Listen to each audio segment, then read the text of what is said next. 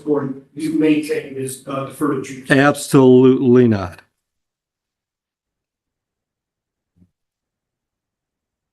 What I'm getting out of this attitude I'm getting confirms everything I just heard from the prosecutor. So the conviction will enter and you'll pay the Understanding that the defendant has failed to pay the $1,000 restitution amount that was ordered by Your Honor.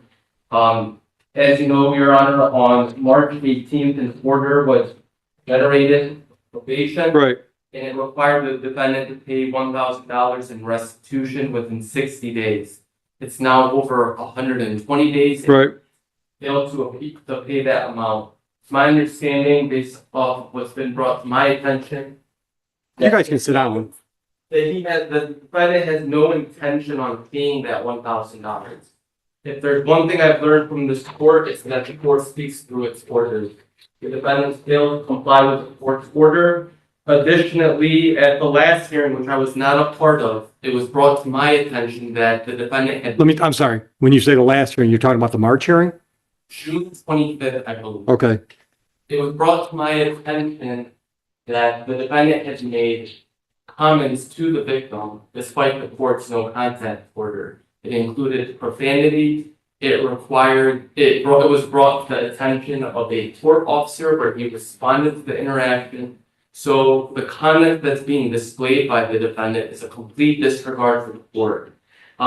Additionally, I was also advised that there was a PPO for the specific defendant by the victim in this case at the time that he had made those comments to her. Again, it was using profanity against her.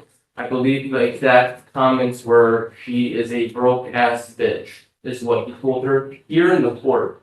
So the complete disregard for the court system, the court's orders, to me suggests that this defendant's 771.1 status should be revoked immediately.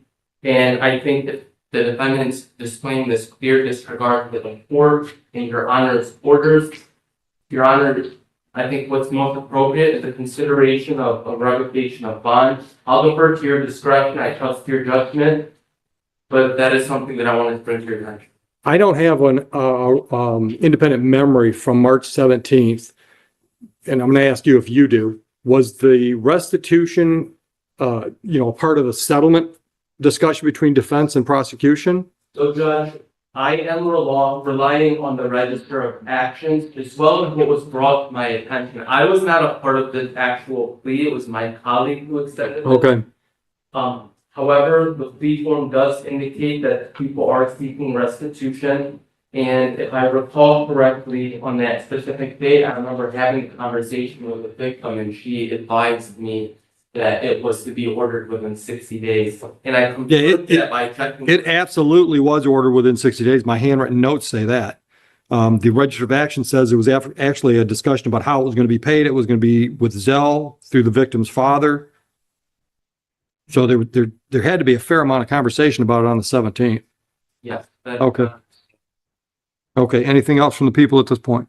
So we are here to move forward with taking testimony if it's necessary. The complaining witness is here. She would testify, as an offer of proof, she would testify to not being in receipt of any monetary damages, as well as the statements made by the defendant at the last court hearing. The court officer that observed part of the incident, I don't know if he knows exactly what was said, but he responded based off of his observation. He's present if necessary, so the people are prepared to move forward if necessary. Okay. Well, just so we're clear, one of the conditions of the delayed sentence was the restitution, but there was no order of no contact. So he might, not on the 17th, he may have violated a PPO, but I don't enforce PPOs. I understand. So today's issue is he was ordered to pay $1,000. It sounds like it hasn't been paid. So. Thank you. If it pleases the court, I did talk to Mr. Johnson, and I was not obviously so I didn't see the actual order said within 60 days. He didn't recall that. The bottom line is that he has been paying in court. He has made about $250 to $300 worth of payments in the fines. He wasn't supposed to pay us restitution. Well, there was, I believe there was $500. That's not what we're here for.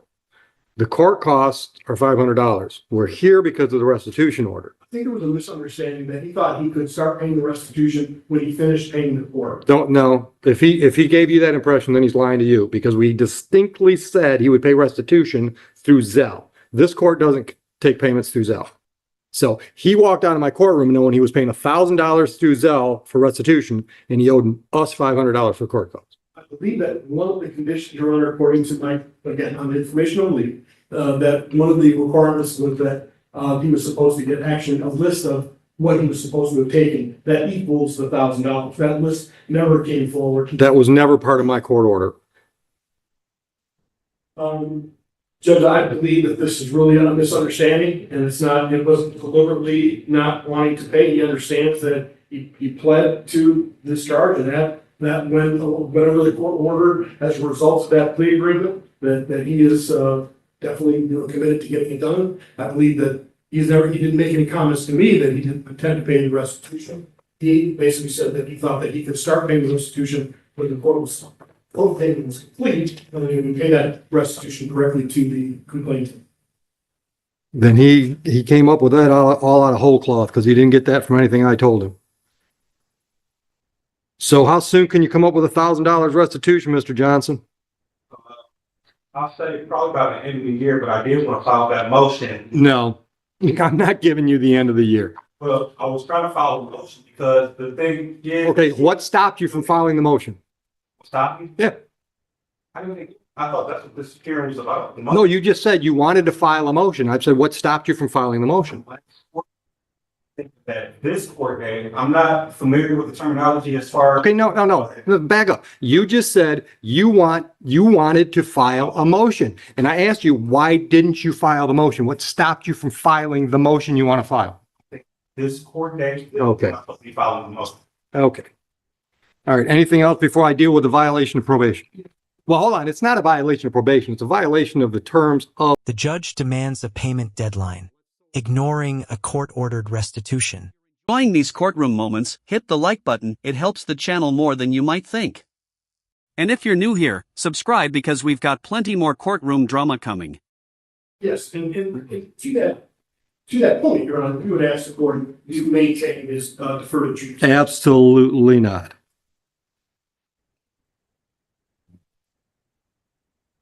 What I'm getting out of this attitude I'm getting confirms everything I just heard from the prosecutor. So the conviction will enter and you'll pay the $1,000 restitution within 30 days, or you'll do 30 days in jail.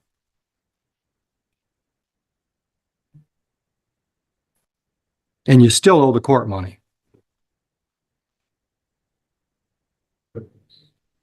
And just for the record, he's had since March 17th to pay that restitution, and so far he's paid zero. Good day, gentlemen.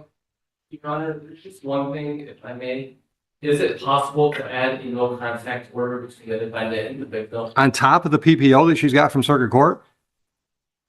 Just because I don't know too much about what's in the PPO and how long that's going to last, I just want to ensure that I'm doing what I can on our case. If that's okay, if not, I understand. Your Honor, other than what counsel said regarding what was said at court, there's been no contact between my client and the complainant in any way, shape, or form. No postings on social media, no contacting through friends, no direct contact, no text messages, no voicemails, and nothing. And that is correct, Judge. There's been no information brought to my attention that would suggest otherwise. Mhm. Understood. Well, is there any reason to have contact with her? No. Then I'll order no contact, because I'm going to lose jurisdiction on this case in 30 days. Because either the restitution will be paid and I'm done with the file because I've already terminated the delayed sentence. The conviction is entering, or he'll be going off to do his jail time. And either way, I'm done with the case. So I will say no contact for 30 days. Understand, ma'am? All right. Any questions? Good day.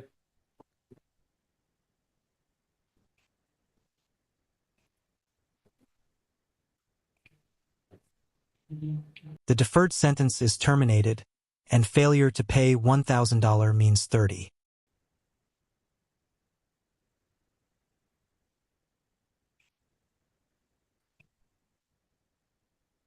Mr. Kaplan, have you work? Right. Counsel, your appearance for Miss Ravel? Is it Ravel? Go ahead. Peter Brown, P78413, MIDC counsel for Mr. Revelle. You say no, that? Riverdale. All right, so she's pleading to count 1 and count 2? And it's under delayed sentence, is that right? Yes, sir. Okay, all right. Did you discuss your rights and options with counsel? Yes. You understand those rights and the options they present to you? And did you understand your rights or do you understand the possible penalty for the charge? Could you repeat that? Do you understand the possible penalty for the charge of domestic violence? Yes. Understanding all of this, are you pleading guilty freely and voluntarily? Yes. Counsel, would you voir dire incident date July 4, 2026 in Romulus? Mr. Revelle, on July 4th, were you at a location where you had a confrontation with two other women? Yes. And in that confrontation, did you put your hands on those victims? And did they give you their consent for you to put your hands on them? Are you satisfied, Your Honor? And at some point in time, did you share a household with those two ladies? It's my house. I stayed in every 3 years. Okay, and that was Miss McBride and Miss Wright? Okay, now I'm satisfied. All right. Do you know if the victims were here today? The prosecutor was on the phone with one of them, could not reach the other. All right, so we got to set a sentencing date so we can send a victim's letter out. That on the same day as the previous case unfolded. I don't think we can do it that quick. Yeah, I'll let you pick the sentencing date with probation though. I'll be back on the 1st of September. Is that too far out? I'll let you pick the date with probation. Probation schedule sentencings.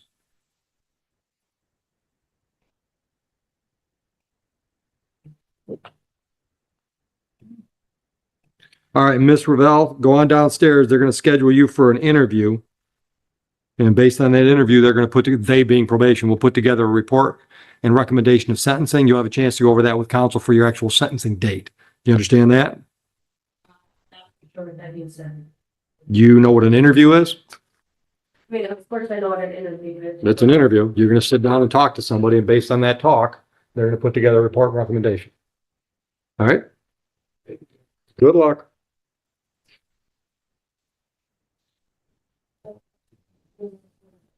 And just like that, the courtroom moves on. One defendant walked away with a strict deadline and a very clear warning, while the next case immediately began. One defendant faces a strict deadline while another begins sentencing. The lesson: court orders are not optional. Agree.